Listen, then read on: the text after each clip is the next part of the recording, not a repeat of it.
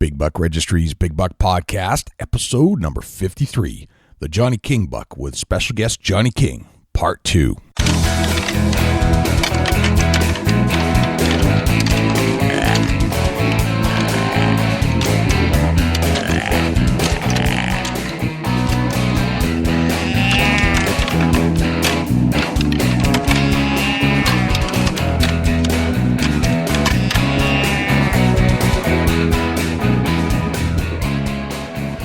Big Buck Registry is a virtual museum of hunting stories. We preserve a piece of Americana by interviewing and recording hunters about their hunts and experiences from across the country.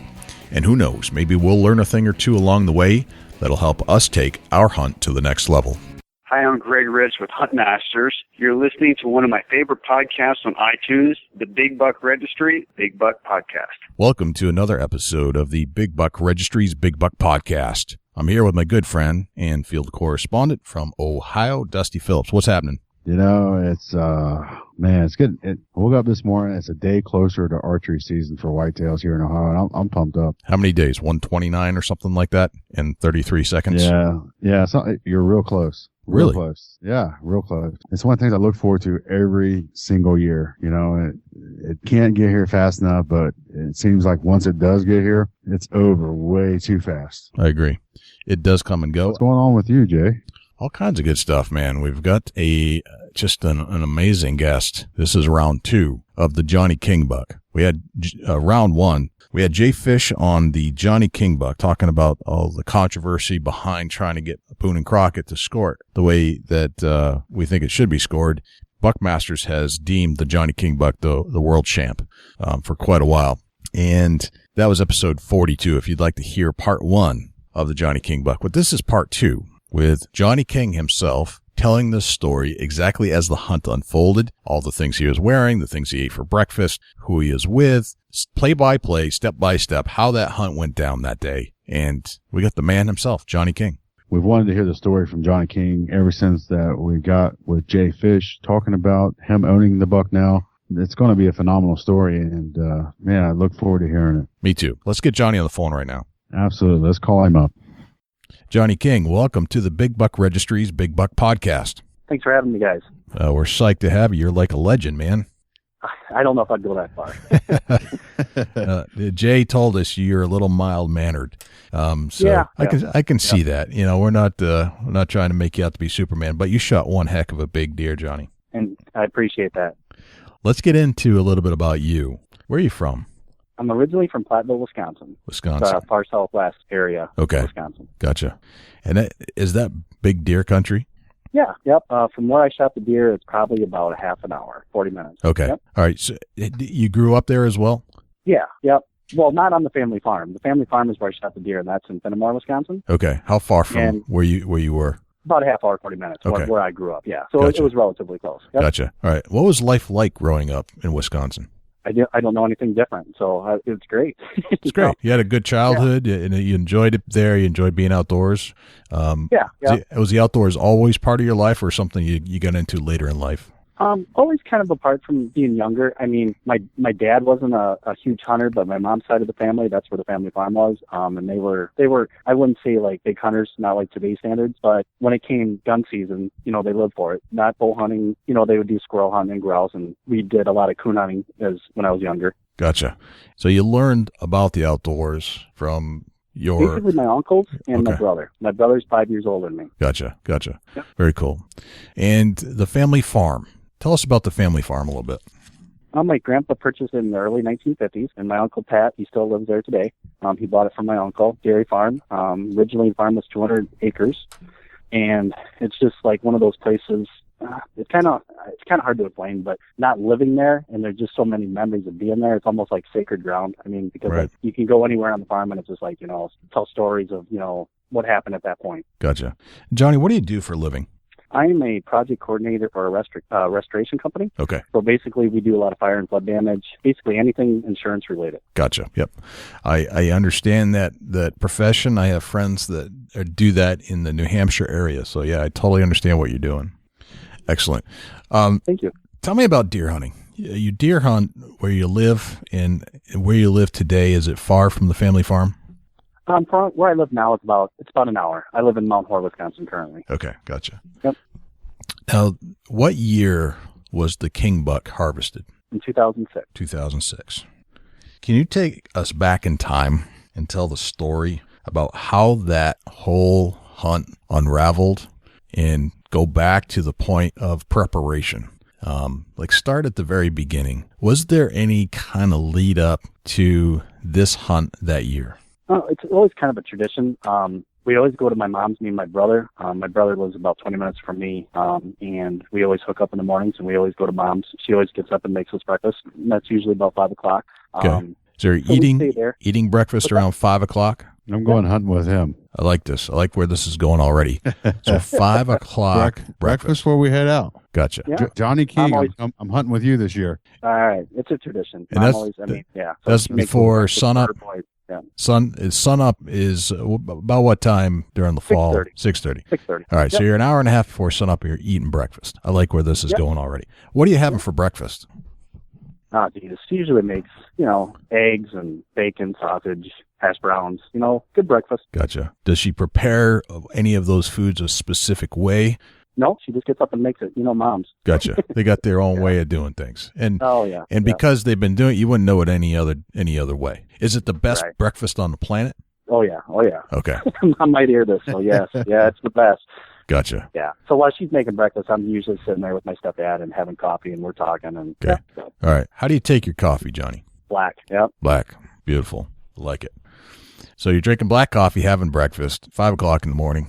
In a traditional sense, this is like the day that's similar to any other day that you hunt with your family. Opening day is a big day. Okay. You can't sleep the day before, and you're just all excited to get there. And my brother's kind of a procrastinator, so it's like we're done eating breakfast, and I'm like, we got to go. And it's like, come on. So so we finally get in the truck, and by the time we actually finally got to my uncle's farm, daybreak was starting to come up. Okay. So we didn't get to our stands, and it's not traditional stands like what we hunt. We just sit on the ground. We got like landmarks, like the Twin Oaks or the Pine Knob and things like that. So, sure. We just kind of have our little spots, and we just find our place and sit down. How many acres are we talking about? Originally my uncle's farm was 200, but now he sold 100, so we hunt 100 acres. Okay. Yep. And in 2006, was it 100 or 200? It was 100. It was 100. All right. So you're hunting 100 acres on the family farm in Wisconsin. Yep. Breakfast, solid hunter's breakfast. You get into the farm. The sun's coming up. What happens next? Well, we're getting our clothes on, and my uncle, Dale, that doesn't own the farm but hunts down there, it was daybreak, and he already had a 6-pointer down in the field, just right by the barn. My uncle's land is kind of surrounded by, it's like in the valley, and there's woods all around it and fields, and basically that's one of the stands, just out past the granary, people just kind of sit there on a stump and just wait for the deer to cross the field. Gotcha. And Johnny, what day was this? November 18th. November 18th, 2006. Okay. Correct. Yep. All right, so you got of course, one buck down. Okay, go ahead. Yeah, my uncle's giving us a hard time. Where you guys been? I already got my deer. So we're getting our clothes on. As uncles will do. Oh yeah. When you say you're getting your clothes on, what are you wearing to head out to the woods, Johnny? Well, we just kind of wear our regular clothes down, and then just on our orange suits, orange jacket, finish getting everything out, get the guns out, get them loaded. Awesome. Gotcha. So nothing, not like any special scent preparation or anything, just the stuff you're going to wear. No, we're old school. Yep. So at that point, we get our clothes on, and then we walk to our stands, and we usually regroup about 9:30, and this is, 6:45, 7 o'clock, so we're getting a late start already, and we sit there for a couple hours. I didn't get anything that morning, so we regroup about 9:30, and everybody, just kind of tells what they've seen and or what they got, have a little something to eat, and then we plan our drives at that point. So then we start driving after we sit for a couple hours in the morning. Gotcha. And what's going on at this point? Is there anything happening that you can see, or is it just kind of quiet? It's kind of a cloudy, overcast day. Okay. Sun wasn't, out very bright or anything. Just kind of a cloudy, overcast day. And we decided to drive the Pine Knob was our first drive. That's the closest to the farm, the first set of woods that are closest. Okay. And basically what it is it's basically just a big hill. And it's flat on the top, and it's probably only about 10 acres. Not even 10 acres. I would say it's probably 2 acres up top. Okay. But it's pretty steep to get to that point. Gotcha. And how many people are involved in this point? 1, 2, 3, 4, 5. There's 6 of us. So you got a 6-person drive that's about to occur. Correct. Yeah. But only one person has to drive it, and that's always me because I'm the youngest.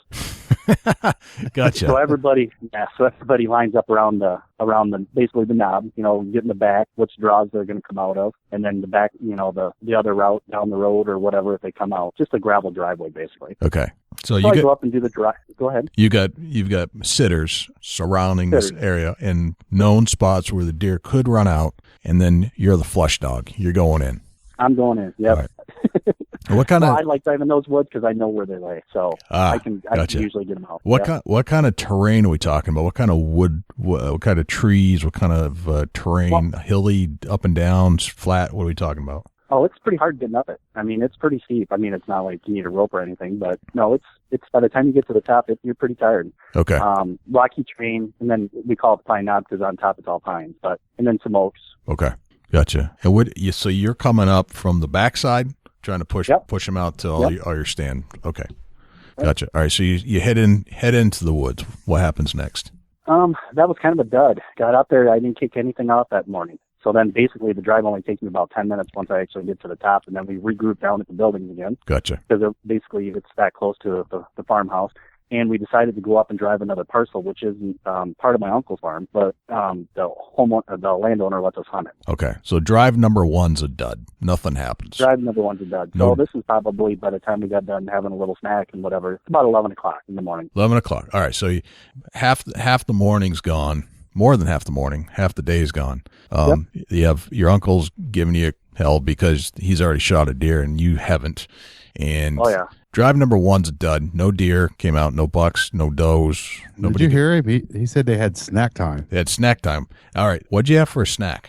I can't remember. Probably some venison. Like salami or something like that. Gotcha. Little charcuterie of some sort. Or sandwich, yeah. I'm doing that. I'm doing that now. Snack time while you're hunting. Because Johnny, what I'm trying to do is to recreate the hunt for me, so that I can shoot a big deer in the fall. I'm going to eat what you ate. Okay. I'm going to eat what you snacked on. I'm going to get there at the same time of day. I'm going to recreate it, but in my own environment. So that's what I'm going to try to accomplish, and I think other people will too. So, all right. So you had a snack, and then what happened after that? So then after that, we actually have to drive to this woods. It's only probably a half a mile up the road. So we all get in the trucks. And at this point, like I told you before, I'm always the driver. And for some reason that day, my brother goes, "Hey, Johnny, why don't you go sit down on this one?" So I'm like, sure, because I don't like driving this set of woods. I mean, it's like thorny, multicolored rows. I mean, this drive takes about an hour and a half. Gotcha. How old are you, Johnny, by the way? I'm 41. 41. Okay. So you're 41. So you're hunting with guys that are older than 41. Oh, yeah. I got one of my uncles was in the 70s, the other, in the 60s. Yeah. Yeah. But my brother is 5 years older than me. All right. So you got a big, long line of tradition here with several hunters been doing this a long time. Oh, yeah. Oh, yeah. Okay. Gotcha. All right. So you're rounding up and you get to sit this time. Oh, yeah. Yeah. Pretty excited. I bet. No, because we usually get deer off this drive, and to kind of picture it, it's an L-shaped wood. Okay. And we start in the long part of the L and then bring the finger back, basically. And I'm at the end of the finger. Got it. Where they're going to come out, if that kind of gives you the picture. Yep. They're trying to hug the woods all the way through until they got nothing left. Yep. And these woods aren't very thick either. I mean, they're thick, but they're not big. So basically, you got a guy on the top, a guy on the bottom, and a guy that goes through. Gotcha. And then we had 3 standers. Okay. Got it. All right. So you got the same crew that you did on round 1, and you've got round 2 set up. You're sitting, you're waiting. It's 11 o'clock-ish at this point? 11 o'clock, we're getting set up. Yep. All right. And how far is this from the original drive? That's a crow flies, quarter mile. Quarter mile. All right. Gotcha. So everybody's set up. The pushers are starting in. What starts to... Well, actually, they're not even set up. So I'm walking down, and basically I leave the truck by the road, and I'm walking down because it's an open hayfield. It's next to the road, and there's like telephone poles. And I always go down, or whoever sits there sits on the second telephone pole because you're up on a ridge and you can walk kind of both draws. Yep. So I walk through the first draw, and I get to the second, up to the top, and I just sit down at telephone pole. And just kind of getting situated, have my bottle of water, just kind of looking around, take my bullets out of my pocket, set them on the ground. And all of a sudden I look to my right, and the deer, the king buck, actually came from the woods behind us into the woods we were driving. Interesting. In front of you, so you can see this. It was to the right of me, but I only had a window that I saw him for like 20 yards, and then he was on the other side of that draw where I couldn't see him. And at that point, I could not see him until he actually got up into the woods in front of me. Okay. And what were you thinking at that point? What were you feeling? You like what was your emotion at that point when you first saw the rack? I'm like, this is the biggest thing I ever got. I just got to get this one. I got to get this one. How far was the king buck from where you were when you first spotted it? About 150. Well, when I first spotted him, probably about 50 yards. 50 yards. Where he ended up, and then he went up into a woods, not a thick woods. At the very end of it, the woods kind of clears out, and it's, random trees, more than a pasture, and he's about 150 yards at that point. Gotcha. So he went from 50 to 150 to your right. Well, straight ahead of me now. He was to my right, and then he kind of ran up the hill and then went into the woods to my left, so then he's actually straight in front of me. Right to left, and the woods that he's now in are the deer woods that you're about to drive with your uncles. Correct. Got it. So the drivers at this point are just getting out of the truck at the other end. Gotcha. So this deer is closer to you than it is to them already. Oh, yeah. By a long shot. And he stops. And he's facing, all I could see was his chest and his rack. Yeah. And all of a sudden, two heads pop up behind him. So those doe, I didn't see him go through. They must have already been in there, and he was chasing them. Yeah. That's why he went kind of back behind me, because the time that it took me to get to my spot, he had to have watched me walk through there. Right. He was in that other set of woods. Do you think you disturbed him, and that's what caused him to move? I think he just wanted those does. I mean, to be honest with you, because I'm like, it was a matter of like a minute. And I'm sitting down and looking to my right, and there he is. Okay. Yeah. So he knew they were over there, and he needed to pursue them, and he didn't care that you were there. I don't think he did. Not so much. No. Okay. Gotcha. So you can see him out at 150 out to your straight ahead. Yep. What does he do? So he turns? He just turns, looking straight ahead at me, and at that point, I'm still sitting up against my back's up against the telephone pole. I'm sitting on the ground, and I'm like, I just got to get it. So I put the gun on my knee, and I just took careful aim. And as soon as I shot, I knew I hit him because he kind of reared back and kind of stumbled. Yeah. But he didn't really move at that point. He just kind of stood there. Huh. So at that point, I shot a couple more times. Can you slow down that moment? So you saw him stumble. Yep. And what kind of firearm are you carrying? I got a 30-30 Savage bolt action. Okay. And are you using a scope or open sights? Open sights. Okay. So you got a 30-30 open sights at 150 yards. Yep. And you're sitting down against a telephone pole, and you let one fly. He stumbles, and then you reload immediately. Correct. Yep. You re-aim. And where was the second shot? He was kind of the side at that point. Okay. And I shot again. I wasn't sure if I hit him that time because there wasn't like the movement that I seen with the first shot. Yep. And then he kind of went behind some trees. I couldn't really see him. And I think it's kind of hard to remember all that stuff going on. But sure. I think I shot one time at that point. And at that point, I couldn't see him. And I wanted to get to and like I said, it's hard for you guys to understand, but the finger comes out and there's draws on both sides. And I knew he was heading towards the drivers. So at that point, I wanted to get as close to him as I could because I wanted to make sure he didn't run out the back draw. Okay. Right. So at that point, I started crawling on my hands and knees, and between the woods that he came out of and the woods that he was in, it's like set-aside grass. So the grass was probably 3 or 4 feet tall. Wow. So at that point, I start crawling on my hands and knees, didn't want him to see where I was coming, and then about every 20, 30 yards, I would pop my head up to kind of see where he was. And then if I could see him, I would take a shot at him. So you've got some tall grass. I mean, you don't have to get down too low. You can kind of make your way through. Yeah. But you're how far? So you're trying to get a little closer. You're walking through this tall grass, and you pop up here and there, just to see if you can see him at that point. Correct. Okay. Yep. Got it. And do you see him at all as you're moving through? I probably did that 2 or 3 times, and like I said, it's it all happened so fast. But sure. A couple of times I know I did, and that the last time I finally reached the fence line, and I'm about probably. I'm like, all right, I got to get over this fence quick because I know he's going to come out. And as soon as I stood up, he started going kind of broadside to the left of me. And I shot, and all of a sudden he was gone. So I thought, oh, my God, I got him. So I jumped the fence, and I run up because I have to run up a hill to see where he went over that draw. Yeah. And when I get there, I didn't see him. But I knew he didn't run out the bottom because the time frame that went by, I would have seen him because it's a pretty open field. Right. So at this point, I'm kind of freaking out. I'm, heart pumping. Sure. You're tired. I'm just crawling through all that stuff. And gotcha. And I'm at a good point now because I can watch both draws, and the drivers are coming, and we got them surrounded on the other side. Gotcha. And how much time has elapsed from the time you first shot to this point? I'd say maybe 5-10 minutes, somewhere in that. Oh, wow. So that's fast. You're moving quick. Yep. Okay. Yep. Gotcha. All right. So the drivers are starting to come in. They've got it. And all this time I must have shot probably 6-7 times. So they're like wondering, they know something's going on. Yeah, they know something's going on because I can see them at that point, and then they can see. Well, they're thinking in their heads, well, why is Johnny standing on that ridge? Right. He's not supposed to be there. So I wait there for probably an hour because, like I said, that it takes a long time to get through these woods. Sure. And at that point, all of a sudden, he starts running back at me. He was laying down in the woods, and the driver's keeping back up. Aha. Gotcha. And how far away? Did you see him stand up? I seen him run out. You saw him run out? I couldn't actually see him stand up. Okay. But you saw him run out. He got into the clearing. He sees me, kind of puts the brakes on a little bit, and then starts running down the hill. So I shoot at that point, and I can't see him. I'm like, that's all right. I got to get him this time. And remember the grass. So I'm thinking, well, geez. So I run to that point because I can't see. I mean, the grass wasn't 4 feet all over the place, but I'm like, I can't see him running. So I get to that point, and then he's running down the hill away from me. So I see him at that point. Okay. And how far away?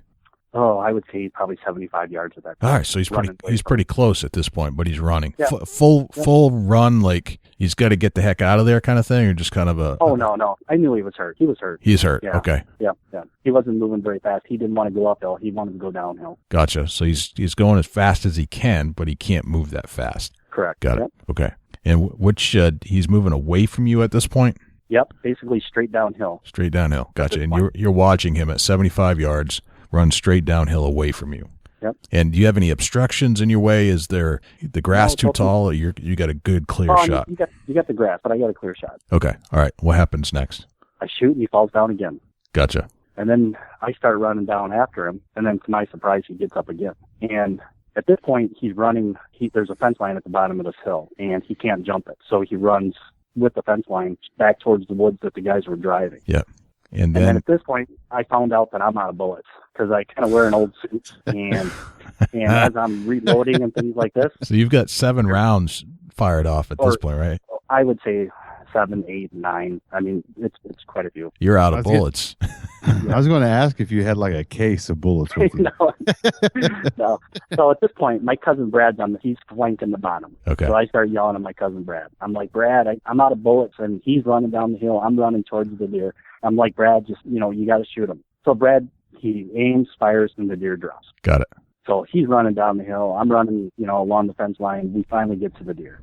And at that point, we're both out of breath and just looking at him like, oh my God, this thing is amazing. Right. Never seen anything like this in my life. So you're standing over the deer. Is the deer fallen at this point and he's done? Yep. And what are you doing? Are you looking at each other like, oh my God, or just staring at the deer like you can't take your eyes off? Yeah. I just kind of walked around it a couple times and was just looking at it. Okay. Yeah? And what are you saying to each other? Anything? Or are you quiet? Kind of quiet. Just like, oh man, that is amazing. That's a big buck. And, well, where'd you come out? Stuff like that. Where'd you first see him? Or, is that what you were shooting at the whole time? That kind of thing. Sure. So just kind of a recap of what just happened kind of thing. Yep.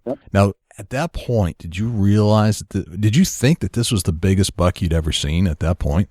The biggest deer I've ever seen. Yeah. Yeah. And you're out of bullets. You're standing there. You're probably sweating at this point. What was the temperature like at that point?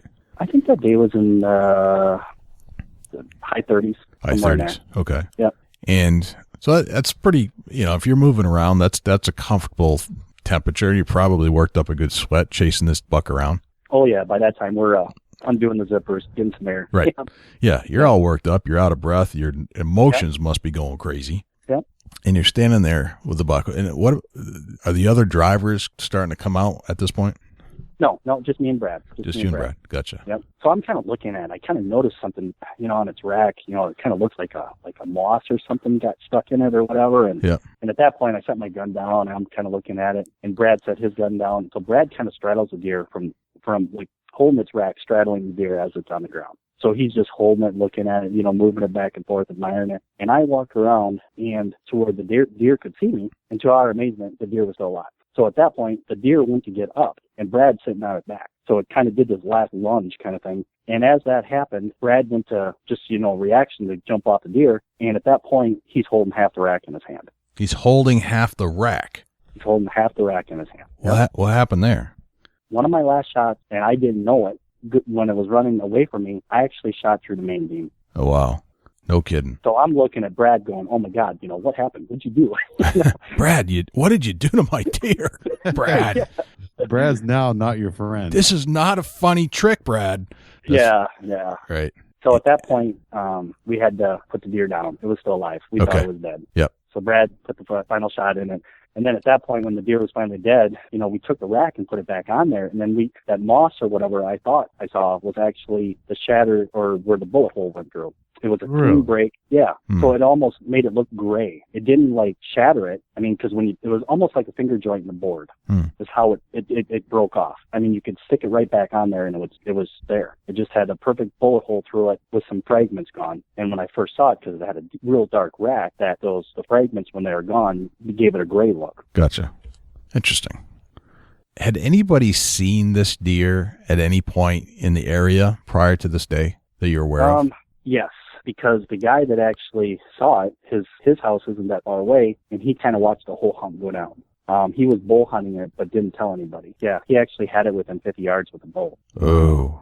And how long before this hunt occurred had he... I shot it November 18th, within 3 weeks. Gotcha. So he was close. Oh, yeah. Yep. Gotcha.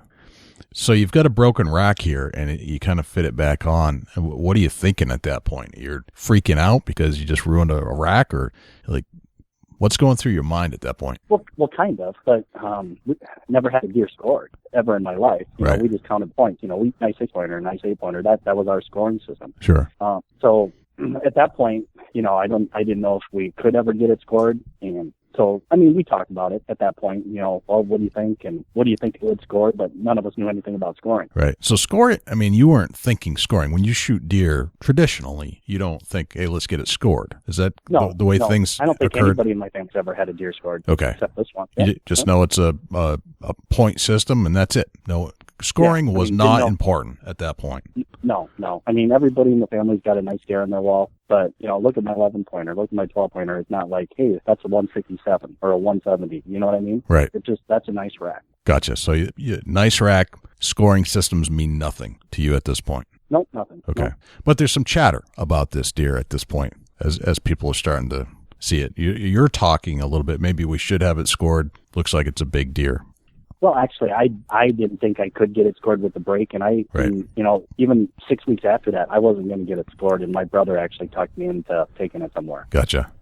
All right, so of the 9 bullets that were fired at the Johnny King buck... Well, I would say there's probably closer to 12. 12. All right, 12 bullets that were fired at the Johnny King buck. How many actually connected? Were you able to find 12 holes?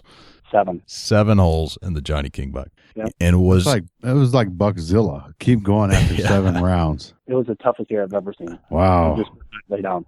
Yeah. As far as the body size, was it big? Was it thick, or was it just a normal sized deer? No, it was a big deer. Because we got another, a nice deer. It was an 8-pointer, nothing huge, but we had them both hanging in the barn next to each other. Yeah. And the 8-pointer was, I would say, 16 inches off the floor. And this deer, couldn't even get the rack off the ground. So it was a big deer. Oh, wow. So, an 8-pointer, a healthy 8-pointer, it sounds like, which is a big deer. This deer was another 16 inches, 17, 18 inches longer. I would say. Wow. That's a monster. Did you have it weighed by any chance? No, I never did. Everybody always asks me that. I wish I would have. And Gotcha. That's another thing. On the East Coast, that's the big thing, weighing the deer. We never had a deer weighed either. Right. We were kind of curious, though, because this was on Saturday. On Sunday, I called around to a couple butcher plants wondering if I could bring it in, just to get weighed. And no, everybody said no. So at that point, I got to go to work on Monday, so we decided to keep it out. Gotcha. All right. So if you had to put a weight on it, knowing what you know not now. Not a really good judge. Okay. All right. I would say 210. Okay. I don't know, 20.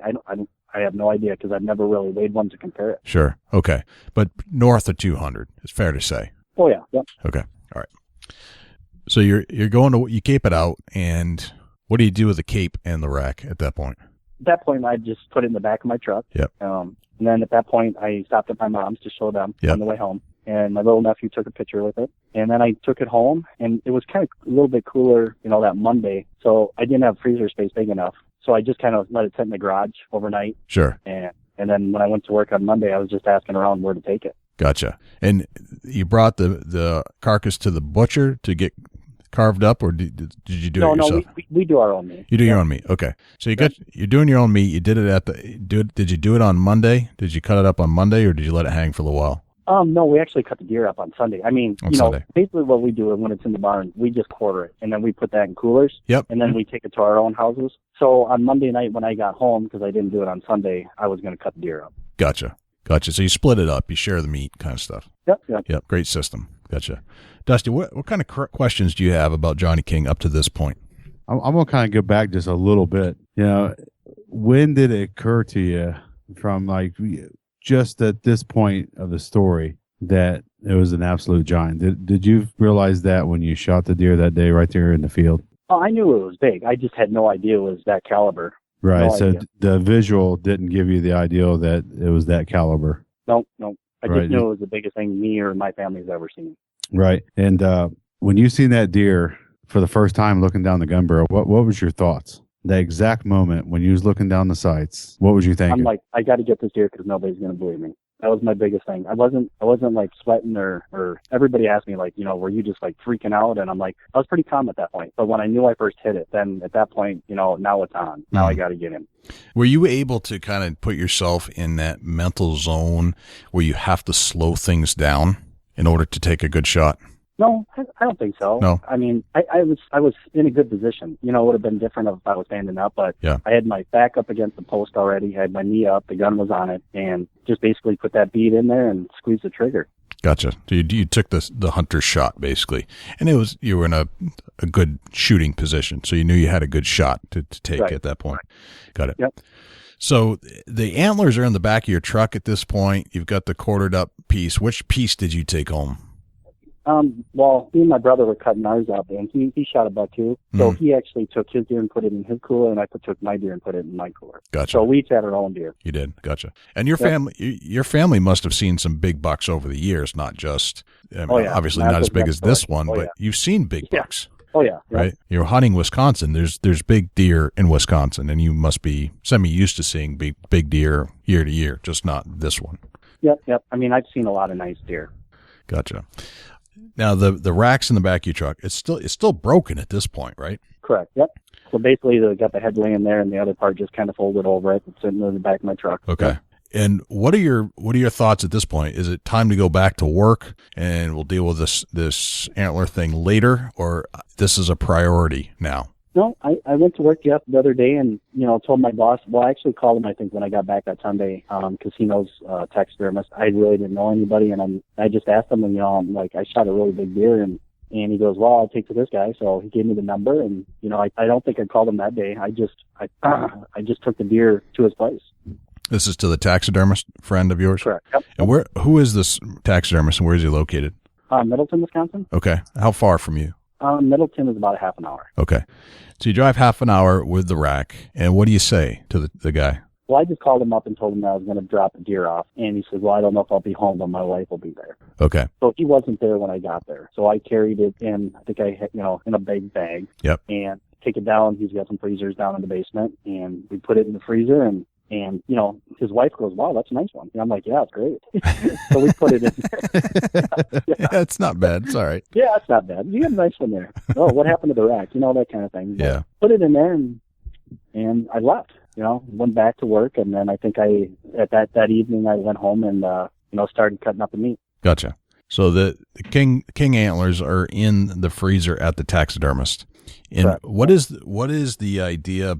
What are you trying to accomplish with the taxidermist at this point? Well, I didn't have the freezer space. I didn't know what to do with the rack, so I wanted to at least get it somewhere at that point. Yep. So it's the idea is to have him fix the rack at that point, or just wanted to get it out of your house because you didn't have room for it. I didn't have room for it. I didn't know if he could fix it. You know what I mean? Okay. And he was gone that day, and I can't remember that exact conversation that we had. When we finally saw it. Sure.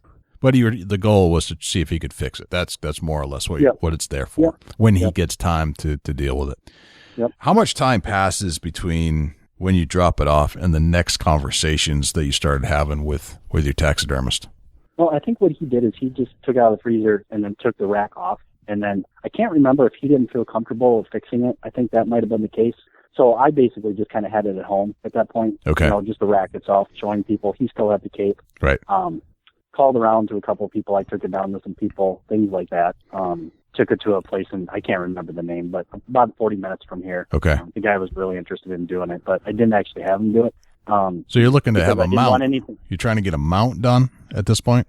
No, this is probably about 5-6 weeks after. Okay. Well, no, probably 3-4 weeks after. And I didn't want to do anything with it until I knew if I was going to get it looked at to see if it could be scored. Gotcha. And my brother talked me into it, so I made the call and called the guy, and we set up an appointment. Yep. And I took the rack home. Gotcha. And he's saying that it could be scored at this point. This new, is he a taxidermist? No, I actually took it to a scorer at this point. You found a scorer. All right. Where was the scorer located? In Baraboo, Wisconsin. All right. And did they said that even with the broken rack, it could be scored that way? Or what was the conclusion to that? He thought it. He scored it as if it was. Well, let me back up. Sure. He wasn't 100% sure. He said Boone and Crockett's going to have to make the final decision on the break. Okay. But Phil did score it. I think it was. I can't remember exactly, but it was after the 60-day drying period. I think it was like day 62 or something like that. Yeah. So he attempts to score it and comes up with a score. And scores, because you've never had bucks score before, did it mean anything to you what the number was? No, because he kind of explained everything to me, how he was measuring it, because I told him I wasn't familiar with how they were doing it. And just because it was broke, I actually had to kind of help him hold it so he could get some of the measurements.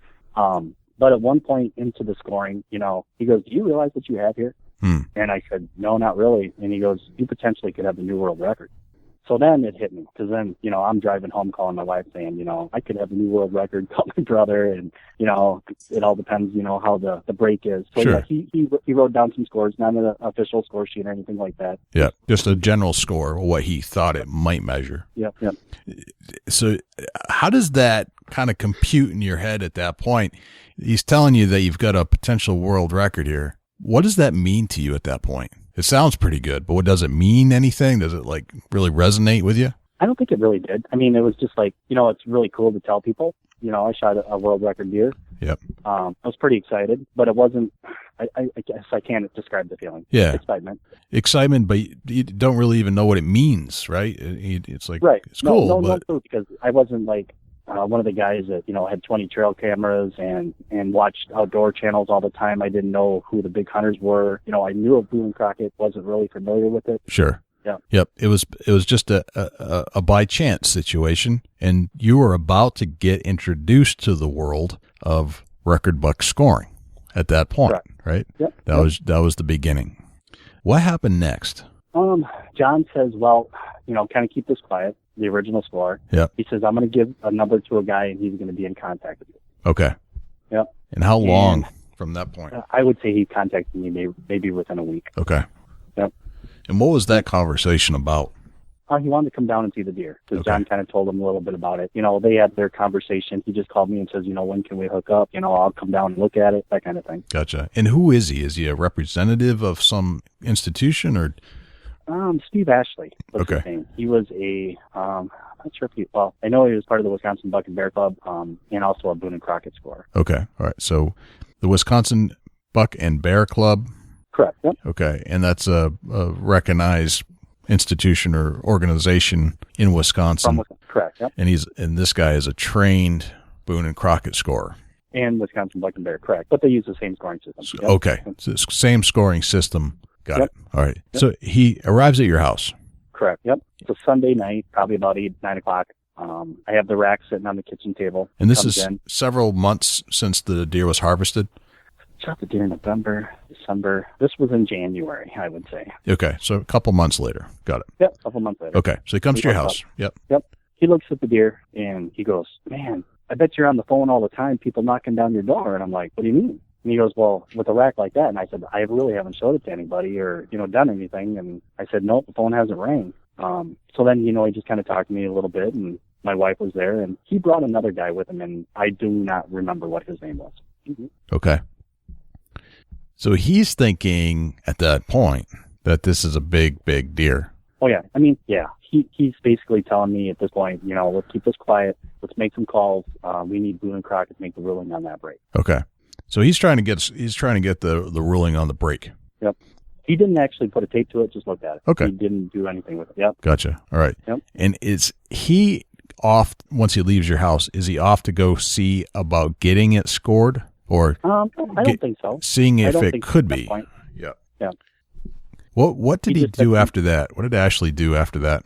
I think he gave me some numbers. He said, you got to contact Boone & Crockett. We need to get somebody from Boone & Crockett to look at it. Okay, gotcha. And at that point, I'm thinking like a panel, or not set up as a panel, but, they need big, high-ranking Boone & Crockett people. And at this point, I'm pretty excited. Whatever, Boone & Crockett's going to look at my deer. Yep. So I contacted Boone & Crockett, and they basically kind of told me at that point that, we're really busy. We got our Pope and Young show coming up in Pennsylvania. So my choices were to either take the deer to Montana or to drive the deer to Pennsylvania, where they were holding the Pope and Young show that year in Hamburg. Okay. And which did you choose? Hamburg. Yep. Gotcha. So you drove it did you drive from Wisconsin down to Hamburg? Yep. Okay. I built the box. Yep. And put the rack in the box and lined it with carpet, and went in the back of the Explorer, and my dad and my stepdad and one of my good buddies decided to go with me. Gotcha. And what month was this at that point? Sorry, I'm bad with dates. I'd have to look back. It was either late February or early March. Okay. Yeah. Is the rack still separated at this point? Correct. Yeah, nothing's been done to it because, didn't want to put it back together without anybody making the call on the break. Sure. Right. Okay. So you go down to the show, and who are you looking for at the show? Well, Ashley was actually at the show scoring deer or part of something there. Okay. So we get in town the night before, and Steve says, well, I'll give you a call tomorrow when they wrap up with things, and we'll let you know, and then you can come in and show them the deer. So we get a call, I think it's like 2:30 or 3 o'clock in the afternoon. Yep. It's held at a Cabela's. Yep. And we met them at like the back door. They said, bring it up through. It was really kind of weird because it was like security people, not security, but, just not run to cops. It's hard to explain. But basically, we met them in the back. We didn't bring the deer through the store or anything like that. And then we went up an elevator to the second floor where the scoring panel was going on for Pope Young. Gotcha. Now, the Pope and Young, is that the same scoring system, or is it different? Same scoring system, but that's just for bull kills. Right. Gotcha. Yeah, but a lot of the people that do Pope and Young and Boone & Crockett. Gotcha. So at this point, are you trying to get it scored, or are you just trying to see if it can be scored with the break? Can be scored. Okay. Yep. And what did you learn at that point? Well, when we first got up there, we waited upstairs for a little bit, and then Jack Renau, Boone & Crockett, came out. I think he had somebody else with him. I think it was one of the Heisies. Okay. I'm not exactly sure. They came out, and Jack introduced himself and said, nice animal, nice to meet you. Well, we're going to take a look at it. Now you got to leave the room. So at that point, me, my stepdad, and my buddy, we kind of go wander around Cabela's. Yep. And I would say it took somewhere between an hour and a half. We got a call and says, you guys can come back up. Did you buy anything while you were roaming around? I think I got my first Cabela's card, and I got a free hat. Yeah. Awesome. Signed up for a Cabela's card and got a free hat. Yep. I tell you, they're master marketers, those guys. Just let them roam around for a while. They'll get a card and a hat. Nice. Gotcha. So you got the call. And was it Jack that called you? No, Steve actually did. All right. So Steve calls you back up and go back to the Yep. same room where they were doing the scoring. Yep. Okay. Actually, I was a room off of that because a lot of the scores were still back in the other rooms. Gotcha. Gotcha. And what was their conclusion? Well, he basically told me, he said, looking at the break, it clearly fits inside. Yep. And without a question, we can score it. And then he also said, but as far as being considered a world record, he brought it to my attention that his thoughts were that the G2 or the G3 was going off the G2. Okay. And at this point, I learned a little bit about scoring system, not a whole lot, but basically where the G2 and G3 meet at the common base, if you were to hold a straight line to where they perfectly meet, and if there's daylight in between, then it is a typical animal. And at that point, I brought it up, not being an official scorer, that kind of thing, because, and he kind of looks at me and he goes, well, if you have to look that close, it's not a point. So at that, it wasn't the best experience of my life. I'll put it that way. I mean, it was kind of short. It was kind of short, abrupt, and this here's the facts. This is my ruling. If you have to look that hard, then it's not a rule. Because I said, well, if you find the baseline, can you put a credit card on? If you see light, and he goes, well, if you have to look that hard, it's not a point. And they're trying to talk about the separation between the 2 points. Is that what they're trying to refer to? Yep. Okay. And that was it. They just said, all right, see you later. No, he did say that, and I didn't catch on to this at that point, but he's like, there's a lot of scorers here that have never seen a deer that big. So, and he goes, do you mind if they come in and take a look at it? So within a minute, I bet you 15 guys lined up and just walked through and kind of shook my hand and just said, that's amazing. That is one of the nicest animals I've ever seen. Yeah. But at this point, I'm feeling my, while it's not a world record, I mean, don't get me wrong, it's a great deer. But, I was kind of, I drove 1,200 miles. We drove through the night, switching drivers, thinking it was going to be a different outcome. Right. So at that point, we decided to leave Cabela's, went and got a case of beer, and we had drank some beers at the hotel. And, sure. And then we decided to get up early, and we left about, in the morning and headed back to Wisconsin. Gotcha. And you just assumed that was the case. I assumed that was the case, correct. Okay. And you just kind of let it rest. Yeah. Gotcha.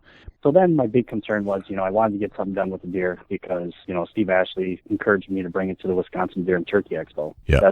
And that was either the end of March that year or the first week of April. Well, I didn't have time to get it fixed. I went around to a couple different people. Timeline was short. Yeah. So I brought it to the show broken, and basically I just put like a C-clamp around it to kind of hold it together. Yep.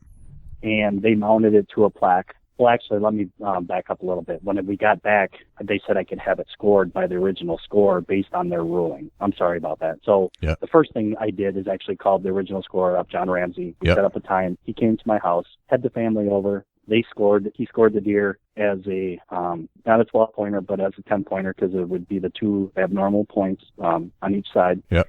And came up with a 180 score. Got it. Okay. So that's Ramsey's score at this point. Correct. Okay. But one of his original scores, after the 60-day drying period, if they would have ruled that the G3 was not growing out the G2, it would have been a world record. It grossed 224 and it netted 218. Gotcha. And it's so it went from 218 to 180. 218 to 180. Yep.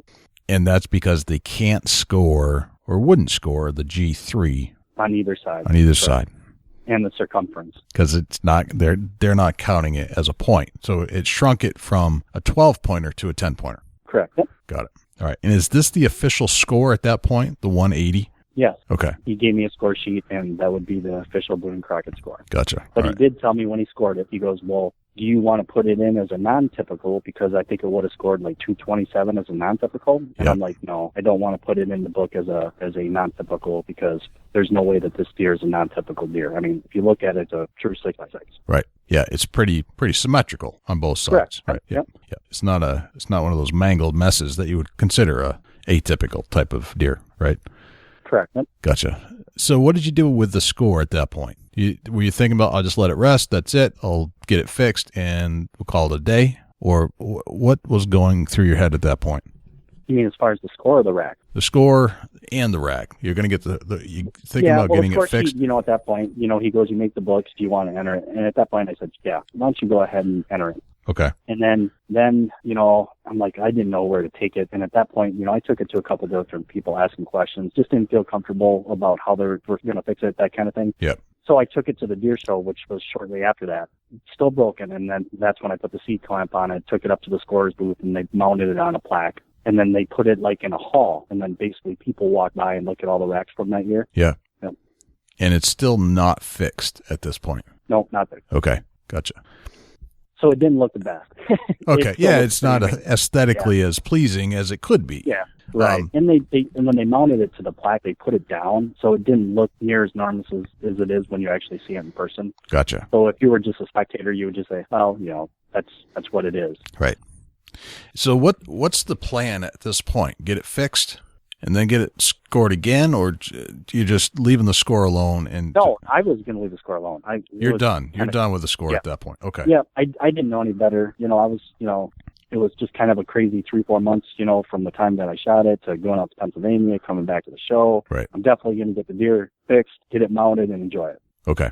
So I'm at the Deer and Turkey Expo, and my sister was walking through with her husband through the show, and she brings me back this card. Yeah. And it was a card from a replicator. And they go, they want to talk to you later. I'm like, sure, yeah. So I make my way over there, and I get over there, and I introduce myself as Johnny King, and that's where I met Jay Fish. Gotcha. And Todd Fillinger. Gotcha. Yep. And Jay says to you, Nice Can't deer. remember the exact words, but basically, you're getting screwed. So, yeah. Sounds like what Jay would say. Yeah. Yeah. And he just, he goes, come here, let me show you. He's asking me kind of what I'm telling you guys, what have you been through? He kind of heard bits and pieces about the deer. He's seen it out on display. Yeah. And, Todd, his friend, wanted, to replicate it. And they asked me, we're just talking, had a nice conversation. And at that point, Jay's just like, this isn't right. And that's where, you guys talked to Jay and Ron about last week. Right. Yep. So the story continued on from there with Jay, and Correct. you sold the deer to Jay. Not at that point. This was in 2007 at this point. Okay. Yep. And Jay gave me Tom Sexton's number out of Iowa. Yep. And he said, that's the guy you're going to want to have fix it. Yep. Me and Jay became friends with Todd and got to meet a lot of people through that. Yep. Just kind of talking back and forth. So I had Tom Sexton fix the deer. And at that point, just meeting Jay, he's a taxidermist. He actually mounted the deer for me. Gotcha. So Tom fixed it. Jay mounted it. Yep. And you kind of let it rest for a little while. We were kind of talking about it, and Jay goes, well, at this point, let me, I know some people. So he sent some pictures to Buckmasters. Yep. And, he knows some people down there. And as soon as they got that, they contacted Jay, and they contacted me, and they go, we're flying up there. We need to see this here. Yep. So Mike Hanley, a real nice guy, got to meet him over the, just awesome guy. Yep. Grew up. That's what I was really appreciative about. They see a picture of it, and they took the time to come see me. It wasn't, I didn't have to travel around the country, right? That kind of thing. Yep. So they actually came to my house. Mike Hanley did, and Jay was down, and Todd, and Todd's brother Corey. Yep. And they scored the deer in my kitchen, and before he even put the tape to it, he goes, "It's a world record." So I'm pretty excited at this point, and he scores it and names it their new all-time #1 perfect category. Right. Yeah, Buckmasters is a very good organization. They're very classy about how they go about it, I think. Yeah, real great. Yep. Awesome. Yep. So you've got the Buckmasters world record in your kitchen. You have the record for Buckmasters at this point. Yep. And Jay is there with you? Yep. Gotcha. So then when does and Jay's already kind of focused on trying to get this through. Yeah, he's trying to get me in touch with the right people. Gotcha. He's trying to coordinate to get this scored correctly. Yeah, and Jay's been a great guy through the whole thing. He was like, if you ever want to sell it, I'll buy it. But he was helping me out. It wasn't like pressure or anything. He was like, and Jay has other racks, and Buckmasters invited Todd, Jay, and my deer down to Buckmasters. And that year they had it in North Carolina. Yeah. So we got to go down there and go to their deer show, and it was a great experience. Right. Gotcha. And Buckmasters has a great deal of big bucks, and they certainly scored yours as their champion, right? It still is your their champion under their scoring system. Correct. And basically, they score the same way as Boone Crockett. They just don't count the inside spread. Right. Gotcha. So from then on, you basically the controversy continued from there, and you're in the mix of it. And at some point, you had a couple of years later, a year later, you end up selling it to Jay. In the meantime, I took it to a couple shows and things like that and let people see it. But, between the internet and the stories, and I wasn't that type of person to go on the internet. I would just read it, what people were saying. With my job and other things that I'm doing, I didn't have the time to spend on it. Sure. So I was just looking at the deer one night, and, I'm like, it's not that I was being selfish, but I want people to see the deer. I don't have the time, the money, the resources. Right. So I called Jay and I said, I'm ready to sell it to you. And this is why. And Jay understood. Yeah. And the great part about it is, a lot of times when a guy sells a rack, that's pretty much done. But, ever since day one, Jay bought the rack, and he knew, it was emotional. Went through a lot with it since 2006 till I sold it to him in, I think it was December of 2010. Right. But he kept me a part of everything. Hey, I got this contact. We're going to show it to him. And, like when you get done meeting with people, this guy thinks it's a, world record and this. And it was just great. It was a nice feeling. And, he was going to Texas and Ohio and things that I could have never done and letting people see the deer. Right. So it meant a lot. Yeah. And he basically picked up where you left off with his resources and knowledge of people. And knowledge, right.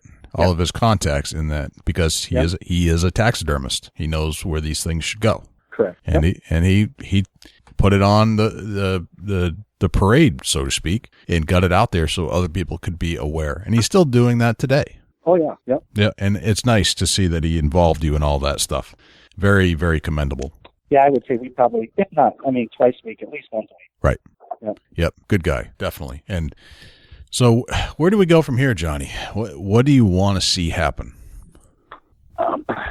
Tough question. Well, I want it to become the new world record. Right. And, the politics behind it. Because if you put 100 Boone and Crockett scorers in a room by themselves, they would all say a typical, I would say 99.9%. But when there's 100 people in a room, I guess what I'm trying to say is they don't have a backbone. Right.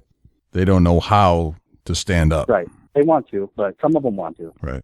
And that's a great thing. I'm sure Jay and Ron told you about the Northeast Buck Club. They actually used the Boone and Crockett scoring system. And when they found out about the deer, they had Jay come out to the East Coast and they scored it. And, there was a lot of controversy or, feeling, well, am I going to get in trouble? But they had the backbone and did it and actually called out to Boone and Crockett and said, we're scoring this year as the Northeast Buck Club, our world record. Gotcha. Using the same scoring system. Yep. So it became another recognized group's champion. So you've got two well-known groups saying it is the world record, and you've got one that has a long-standing tradition, and the eldest of all the groups saying no at this point. Correct. Yep. But don't get me wrong. I've had a lot of fun since, I sold the deer to Jay. We get to go to some shows. We get to show people the deer. Let kids hold it. It's never been mounted. The original's never been mounted. We take it to shows, let people take a picture with it. Right. And it's just nice. Right. People thank us for that. And, they're like, well, why don't you guys ever mount it? Well, we mounted it. You couldn't hold it. Right. And for people to come up and little kids, I got all kinds of pictures. And I've actually had people send me back pictures with their kids on them with a nice little letter, thanking me. And it's like, that's awesome. Yeah, that makes it all worth it. Yep. Oh, yeah. Yep. Because me and Jay don't get paid to go to these shows. So basically taking on vacation time and on your own dime and just doing it because you want people to see it. Gotcha. Right. So is there any replicas of it out there, Johnny? Yeah, there's some replicas. I actually have a replica. Jay made me a replica, so I have one. Awesome. So no matter what happens, Johnny, it's been a worthwhile experience. Oh, yeah. Yeah. It's got kind to be of another chapter in the book. Another chapter in the book, right? Different. Yep. And a great deer story, and a great hunt, a great just hunting story, and just an all-round good story for the hunting industry. And there's nothing wrong with trying to shake it up a little bit. Appreciate that. Yeah. I think change is always good. Mm-hmm. And you know what?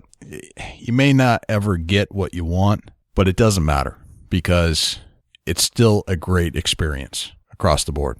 You are a champion in some of the most respected organizations in the country. And ultimately, as much as you'd like it to be the champion at the original, it's still a great buck across the board. Yeah.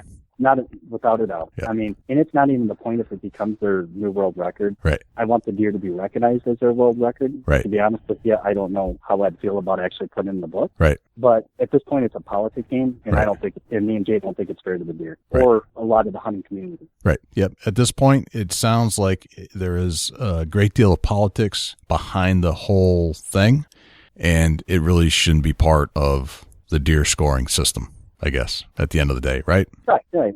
It should be, about the hunter and the hunt and things like that and the deer and enjoying it, not right. fighting over it. Yep. Right. You're exactly right. Yep. Well, Johnny, this has been fantastic, and we have been wanting to get the full story from Johnny King, himself, to tell us exactly the play-by-play of how it all unfolded that day. And you told it well, and thank you very much for doing that. Well, thank you. I really appreciate it. Thanks for calling me. Oh, our pleasure. Awesome buck, awesome story. Absolutely. Yep. And it put together the rest of the story of the Johnny King buck from where we started. It's kind of like we told it in reverse, like Star Wars, like we told the present day. Yeah. And now we're going back in time to tell what happened before that. So that's awesome. And thanks again, Johnny, for spending an hour with us and going through every little detail. And hopefully, someday, you do get that thing scored at the original institution. But either way, it's still a champion to us. So keep up the fight, and we're behind you. Appreciate it, guys. Thanks for your time. All right, Johnny. Take care. Thank you. All right, thank you. Bye-bye. Well, Dusty, that was awesome. Just getting to the other side of the Johnny King story, the part we hadn't heard yet from Johnny himself, like the play-by-play. And Jay Fish told us what he knew of the story. But wasn't it awesome just to listen to the hunter tell the story? Absolutely. Man, I could listen to a deer story every day of my life like that. Yeah. The rack getting broke and what's going on with it, when after the harvest and, play by play of the hunt. I love a good deer story. There's nothing better. And I just absolutely fall in love with the stories that people tell. And I've always loved them, just hearing like uncles tell them and friends tell them, or just people I don't even know going to a friend's deer camp, and just absolutely mesmerized by deer stories. I don't know what it is, but that's why we started this whole endeavor in the first place, was to allow a forum with a microphone to allow people to tell their story like they would to their best buddy. Yeah, it's just like you're at deer camp, It was like we were sitting on the porch. The hunt was over, and we got to replay it. It don't get no better. No, it really doesn't. No, I love hearing that. And thank you to Johnny King again for spending some time with us to tell us the whole play-by-play just like that. Dusty, what's going on at Chubby Tines, and how can we find you? Facebook.com/Chubby Tines Outdoors. We got a lot going on. People are putting trail cameras out. Hunters are, huntress. It's starting to see the velvet rack develop. Man, that's a cool thing when they send in the pictures of the velvet racks, and they're telling a little bit about what they're doing to get the bucks into their setup, and what you got the fawns out there. There's some awesome pictures of fawns coming in. There's just a lot going on. The season is starting to feel closer and closer every day. And people are enjoying being outdoors. That's what it's all about, What's going on over at the Big Buck Registry? Well, that's awesome, Dusty. Actually, I think it's cool that you're getting some velvet racks coming in. People are tuning into they're picking their favorites right now. I've seen that a few times already. That's pretty neat. There's nothing better than whenever, the winter passes by and they lose their racks, they shed their antlers, and now they're starting to get the new growth. And man, you see what kind of development's coming this season. Is it going to be that big monster that you're looking for? Is it going to be a management buck that you're going to take because the rack's not got potential? Right. He's pretty much the same as he was the year before. There's a lot there to take in and learn from what, your deer herd's doing right now. That's awesome. Have you picked out your harvest for the fall yet? Yeah, I think I have. I got to say I have. I don't want to speak too much about it because I don't know if this one particular buck is exactly the buck that I'm hunting. Yeah. But I think that he's back and he's a frequent flyer. I'm going to start giving him frequent flyer miles to my trail camera. Gotcha. All right. And what are the coordinates of where that deer's hanging out? I think we're going to pass on that. But it's what was that? Ohio. You're coming in a little fuzzy. I can't quite hear you. It's in Ohio on a creek bottom, and it's going to be hot this year. And if I can get this buck harvested, it's going to be a great year, really. So basically, go to Ohio, go past the big rock, take a left at the tree, and you're there. Yeah, 10-4 on the left at the rock, and go past the big tree. Perfect. I'm going to invite my good friend Jay Scott out to hunt my stand. And if you harvest him, we're having one big hog roast of a party. Dude, I would not shoot your deer. There's no way. I'd let you shoot it. I want you to shoot it, man. That's how I roll. I have somebody here to hunt my stand. I'm going to put you on the biggest, best buck I've got in the area. Well, that's very honorable of you. I just don't know if I could do it, but I don't know. We'll have to cross that bridge when we get there, I guess. Well, I probably agree that I don't know if you could do it. Coming from New Hampshire to Ohio, boy, it's going to give you that buck fever. Yeah, I'd probably miss, dude. I really probably would miss. Yeah. I would hope not, but there's always that chance. I think once you get in, and I like to say that I set myself up for a calm down period. I want to see the buck coming and get myself to calm down. I mean, maybe that inner hunter comes out, like that polished Jedi master that I've been working on for 40 years comes out, and and I can actually slow down my thoughts and focus. I try to set my stand up, and people say, "Oh, you're crazy for doing this." But if I know there's a good buck in the area, I want to be in a spot where I can. It's not always the best spot. Don't get me wrong. Right. But we'll hunt mature whitetails. This is going to be my tip for the night. Okay. When you hunt mature whitetails and being able to see what it is coming at you, and knowing that it's a nice, mature 5.5-year-old that's got potential to be 150 plus. I'm not saying it happens like this all the time, because it doesn't. Whitetail are so unpredictable of how they're going to come into your setup. They could fall over a hill from behind me and be right on top of me, and I have no choice but to get excited, calm down, and settle in. And that's something I can adapt to, but it's that being able to see the buck coming and being able to calm myself down and be comfortable. I try to set myself up for that buck to walk into me and me be able to talk myself into settling down. And, I get excited. I'm not going to lie. Buck fever, it's true. It's an adrenaline rush. It makes you do things that you after the first experience, I learned how to overcome it, calm down, settle in, and make a good kill shot, and harvest a phenomenal whitetails. And it's been getting better and better and better, and I'm able to do it easier and easier and easier every time it happens. So that's my tip of the night. Give yourself some room where you can see what's coming and be able to settle into it. Nice. That's a great tip. We got off on tangent there. You asked me what's going on at the Big Buck Registry. So we went talking big whitetails, Ohio, and you wanted my coordinates, and I know it's not unlike it's not unlike us to get on a tangent about deer hunting, but right, yeah, that's just the way it goes. The Big Buck Registry, Big Buck Podcast, right. We are all about deer hunting tangents. That's what we do here. We're the best at it. Absolutely. Yep. But to answer your question, we've got some cool new things going on at the Big Buck Registry. We've got basically to submit your buck picture. There's a great way to do it. It's www.bigbuckregistry.com/mybuck. And you go to that page, and there's all the instructions on what we're looking for and what we're not looking for, and how to upload, and multiple ways to do it through an upload or a URL that you might have, or and if all else fails, just send us an email.